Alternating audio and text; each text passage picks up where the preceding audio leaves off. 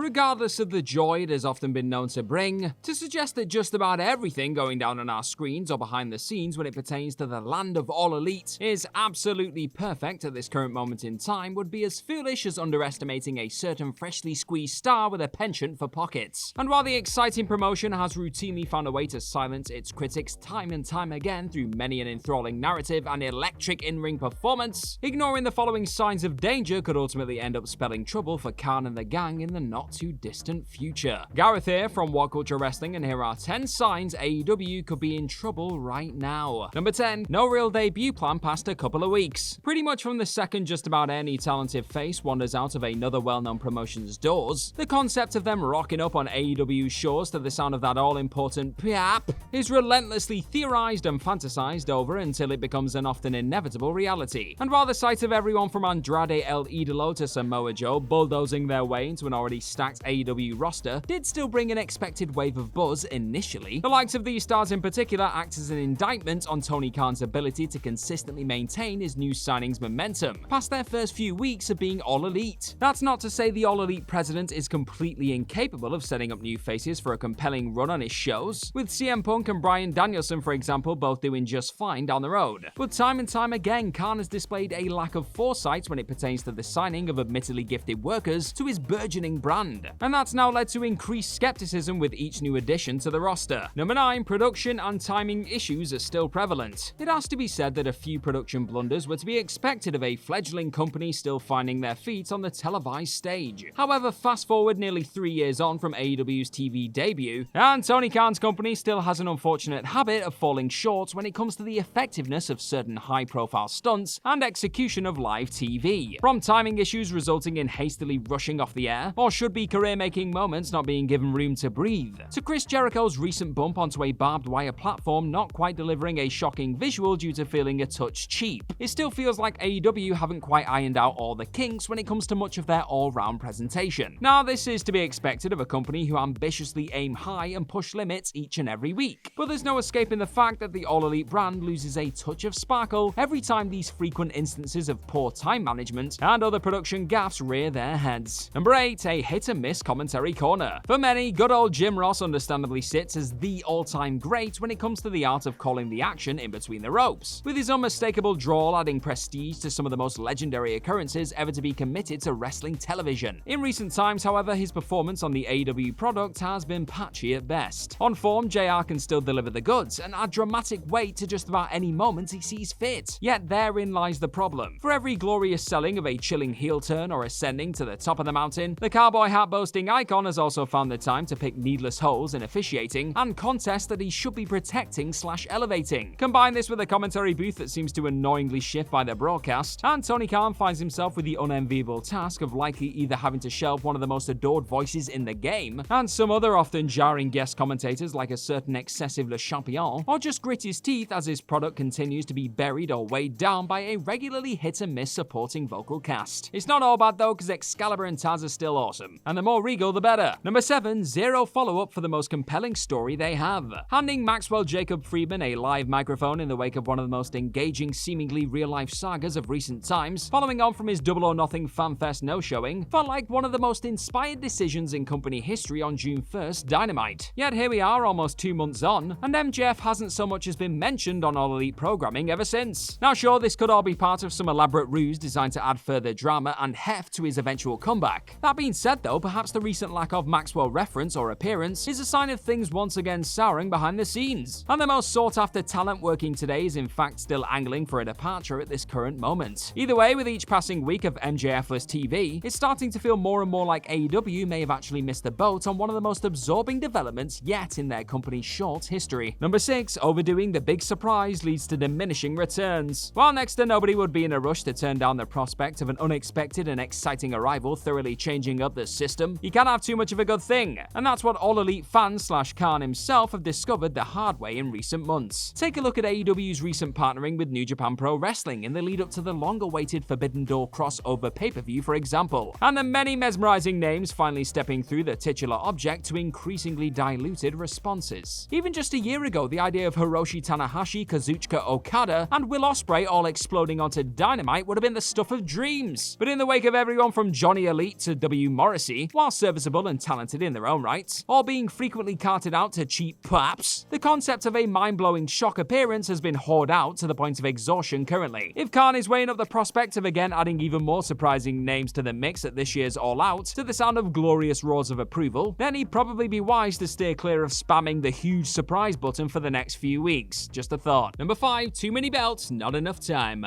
It's not that the concept of a belt that would largely be defended around the globe was a bad call by any means. However, the shuffling of the All-Atlantic mid-card strap into the mix alongside the likes of the already present TNT, FTW, Ring of Honor TV, and Ring of Honor Pure straps has served as a reminder of just how pointlessly overstuffed the show is when it comes to titles that are up for grabs. Again, having multiple championships for stars to set their sights on does at least give the ever-increasing roster something to do, instead of just attempting to fill out their records on Dark. But the excessive amount of titles on offer inevitably takes some of the luster away from the feat of finally reaching the top of the Golden Mountain. It's just not as hard if there's more belts up for grabs. So here's hoping Tony actually keeps his Ring of Honor and AEW belts separate as and when he figures out what he's doing with the former, and the introduction of yet more titles in the form of the trio straps doesn't lead to more all-elite champions struggling for TV time in the aftermath. Number 4, Rampage feels inessential. While things got off to a decent enough start for the 1-hour slice of Rampage, baby, playing host to the highly anticipated comeback of the best in the world in only its second ever episode, AEW's Friday night product hasn't exactly gone from strength to strength in the wake of that staggering first few weeks. Sure, Rampage has still boasted its fair share of noteworthy showdowns and angles since its inception. Who can forget Bryan Danielson's war with Minoru Suzuki or Eddie Kingston and CM Punk's particularly heated exchange in November? But over the last few months or so, Rampage has been anything but the easily digestible appointment viewing it initially was, with most matches and angles rarely being equipped with genuine consequences. It's little surprise to see how the show's ratings have tumbled as a result. So if Tony is serious about washing away that B-show stink, he needs to start putting his energy back into again making Rampage vital viewing sooner rather than later. Number 3, treating the women's division as an afterthought. Both of the company's top women's champions in Thunder Rosa and Jade Cargill possess the ability to genuinely captivate and engage just about any audience on the planet. The likes of Britt Baker, Toni Storm, Athena, Chris Statlander, Serena Deeb, and Ruby Soho, to seriously name but a few, could all realistically tear the house down on any given night too. Yet it's now gotten to the point where, no matter how much momentum and support these gifted workers generate with the material they're provided with, the feeling of the entire division being little more than a limp afterthought has become a depressing given. And when given the ball to run with, the likes of Baker and Rosa, seen in their iconic Lights Out epic, have shown they can set the business on fire. But Khan still seems intent on lazily throwing unlikely units together and having them coexist before a predictable implosion occurs, and banishing once intriguing contests to the death spot on the card. If this tired booking continues, there's a good chance these talented women will turn their attention over to a WWE landscape that's at least more willing to give its badass ladies the spotlight come contract season. Number 2, a way too bloated roster. It's pretty much stating the obvious, but AEW just do not have enough TV time to accommodate the vast amount of eye-catching talent currently occupying their roster. And while again you can't exactly blame Tony Khan for wanting to get his hands on just about every tantalizing star suddenly taking up residence on the free agency market, only possessing 3 hours of televised product each and every week, not counting YouTube's strong but often missed dark and dark elevation content, means spots are sparse and Dynamite and Rampage are often forced to move at breakneck speeds in an effort to get every big name on the show. Gone are the blissful days of late 2019, early 2020 when talents were given the space to breathe and get over with the crowd on the back of a stunning debut or string of impressive Dynamite showings. Instead, we now live in a moment where AEW simply has more talent than it knows what to do with,